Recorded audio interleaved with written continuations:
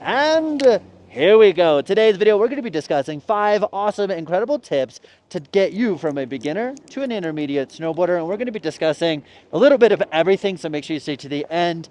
And it's kind of ish a POW day. It snowed a little bit. There's some leftovers from yesterday. So we're going to be riding some POW, trying to get some sneaky little lines in here. And at any point, you dig this content and you find any value in this content, let me know by liking the video. And if you like the video, we can share it with as many snowboarders as possible, which means we're going to make more snowboarders more awesome. So on that note, let's start with beginner tip number 1. Now, the ultimate goal, number 1, is to be able to strap in without sitting down. This is an absolute game changer. Now, I'm a massive fan of taking the front side of my body and facing uphill. And then what I'm going to do is actually dig myself a very nice, strong platform by just lifting up my toe and digging the heels in just a little bit. Now I can move and groove and not fall over just because I'm locked in. This is a lot easier if you're on a flatter terrain. And most times you get off the chairlift, you can find some flat terrain. But after that, I like to clear my binding out of the way, take my toe, point it down, boom, step in. No, I'm not sponsored by Burton, but these, one thing that I absolutely love about the Burton cartels is you're gonna notice that this binding strap naturally flops out of the way, which is the biggest deal, biggest game changing ever. I'm a big fan. So then ideally you have 2 hands, boom, strap 1 foot, get the other one over, strap in the second binding strap, tighten them down. Then all of a sudden, guess what?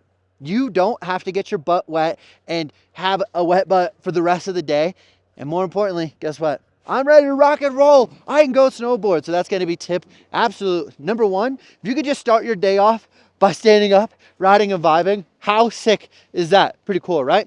Tip number 2 is truly understanding body positions. Now, I do have a lot of videos on this channel. So if you just simply type in Tommy Bennett on the search of YouTube, and then whatever it is, Tommy Bennett turns, Tommy Bennett carve, Tommy Bennett knee steering, you're going to find a bunch of stuff. But the idea is to be able to have a balanced body position that allows you to have the ability to make turns a little bit easier. Now, if you're a beginner snowboarder, you tend to do turns where you're like really leaning over, or you're really swinging your board around, and it's a bit harder to control. So if you can be in a balanced position, and one way to think about that is get your belly button to sink down.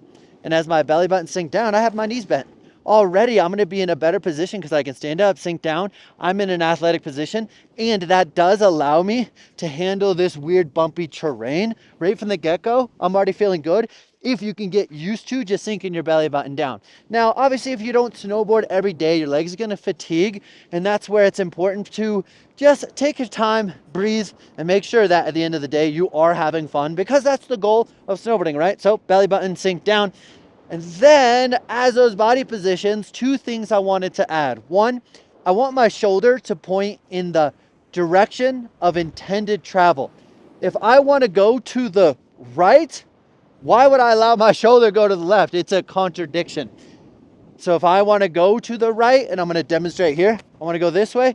Notice that my shoulder allows the turn to happen a little bit easier. But also notice that I'm not just swinging my arms around, but those shoulders are just helping guide the rest of the body. The second thing I wanted to add is knee steering, which means that I'm actually turning my snowboard by turning my snowboard from the front of the board. Now, this is going to allow me to make smooth, long turns or really quick turns, all by steering with the lead knee. Now, the full breakdown of knee steering is definitely beyond the scope of this video, so I highly recommend that you check out Tommy Bennett knee steering, because I just posted a video that is an absolute good time. But before we go to tip number 3, we're gonna get a little bit of a vibe, a little bit of a pow, and try to just have a good time. So vibing, let's go. Now, I'm a big fan of being able to just go ride anything and everything. All of a sudden, I end up on a mogul field. Well, instead of feeling desperate to survive, what if I could thrive? So that's why I make these,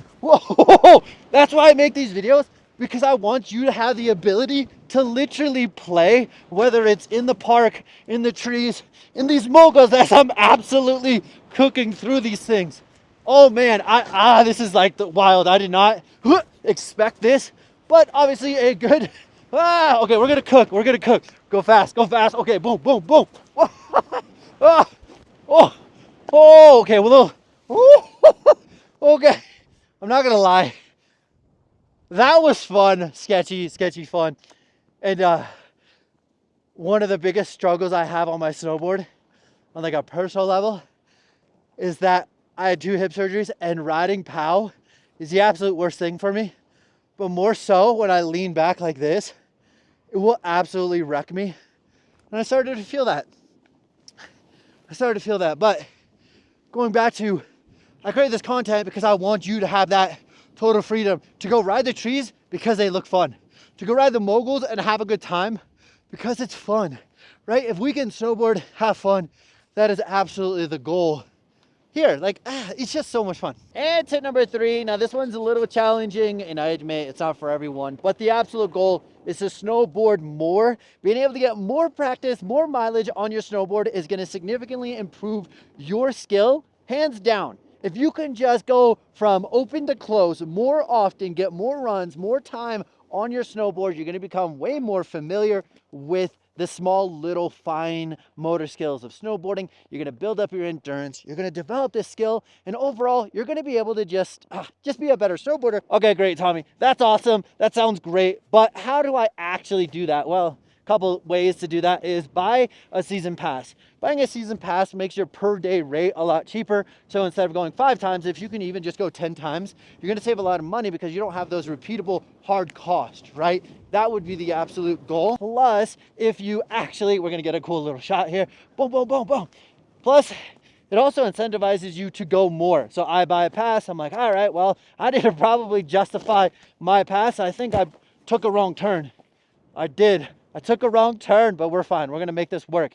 See, part of being a better snowboarder or improving is just having the option to figure it out. Number 2, find friends to help go with. You can start splitting the cost of trips, travel. You can split the cost of the rental, accommodation, all that thing. That's going to be super helpful. Where am I? Can I just show you real quick the denseness of what I've gotten myself into? Wow, this is not what I thought, but you know what? That's fine. I don't really care. Plus, if you really wanted to make like the extreme move, you could get a job at the resort, which for some people is super awesome. It's really challenging because you're not making that much money. So if you could get a good job outside of snowboarding that pays you more, that allows you to go snowboard. Did I say that right? Make more money, have more money to go pay for snowboarding, then you can go snowboard more. Right? That's kind of the ultimate goal. Is like, okay, if you could go instead of 1 trip a year, go on 4 trips a year, would you be a better snowboarder? Yes. Is it easy? No, it's not. Like where I live in Summit County, it's extremely expensive. You pay for convenience. So it's a sacrifice at some point. I got to grind, have multiple gigs going on at all times just to be able to like make things work, right? I don't get to just freely snowboard every day. There's like a lot of grinding going on behind the scenes. And I've definitely worked for the resort for like 19 years. I spent so much time working for the resorts, and it's definitely a good thing. If you are looking for a good resort job, I think instructing is a really good one because you get paid to be a better snowboarder, you get paid to snowboard, and then you get paid to share snowboarding. That's kind of like, to me, a pretty darn good deal. The biggest downside is it's only a 6-month. Woo! It's only a 6-month. Oh, did you see that stump that I just, oh my gosh. Sketchy, but it's a 6-month position, or even sometimes even like a 4-month position.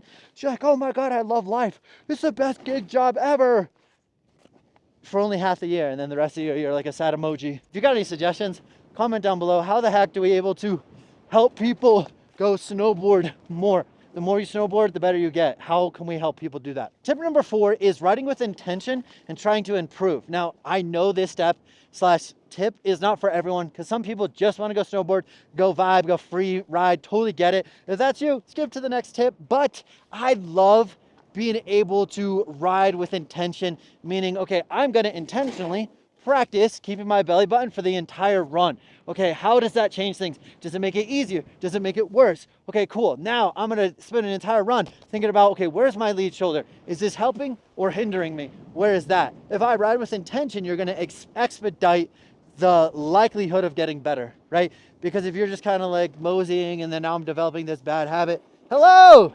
woo! If you develop this habit and this muscle memory because you're just doing whatever. It's not good for your snowboarding, but as soon as you can, boom. Okay, consciously think about it. Then if I practice that consciously, eventually, subconsciously, I'm now in this body position that is the coolest, absolutely coolest, craziest thing ever because I rode with intention. Now, part of that is going to be like watching the videos, following along.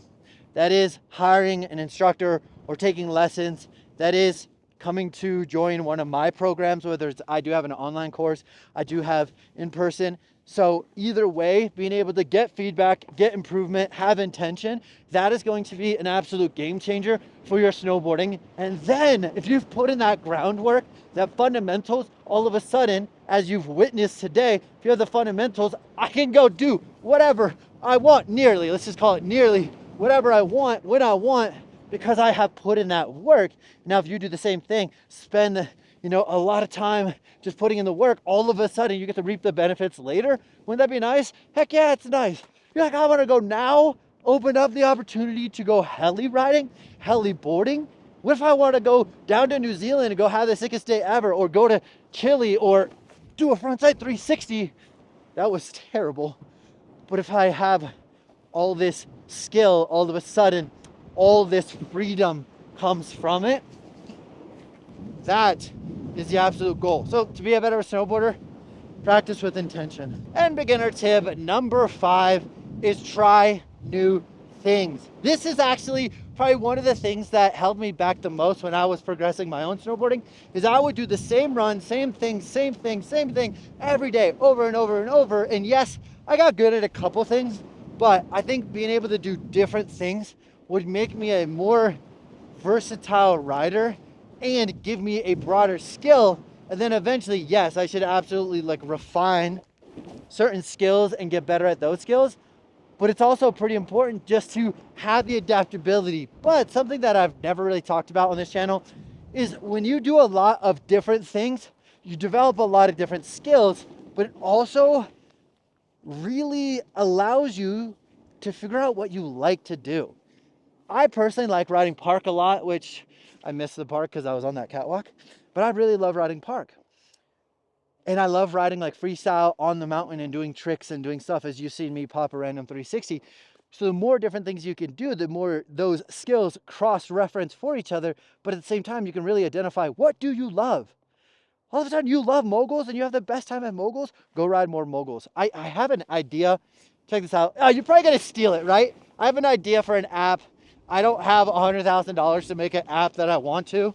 I want to do an app where you have like the ability to do like a friend finder, and then you would mark, if you want to partner with me, let me know, because I have all these ideas. I'm going to briefly tell you, but imagine being able to have a friend finder and you can just fill out your ski or snowboard friend finder. And you're like, I want to find people who are riding whatever resort and they love riding moguls.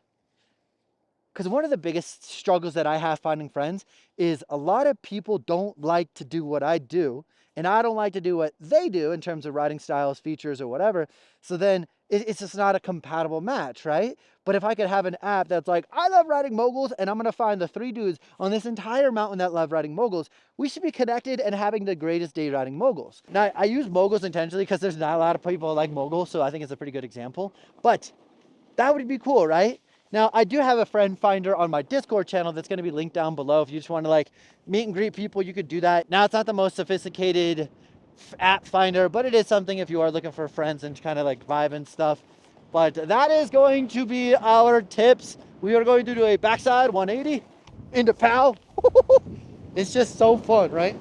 Well, that's going to be our video today. If you're digging this style, that's breaking stuff down, but a little bit more casual, let me know by liking the video. Definitely share this video with friends, because my goal is to make as many snowboarders as awesome as possible. And I hope you enjoyed it. I love you. You're amazing. I don't know what else to say, so this is going to get really awkward. If you want to, watch that video right there. I heard it's a good one because the algorithm says this is a good one for you. Cool. Appreciate you. See you in the next one.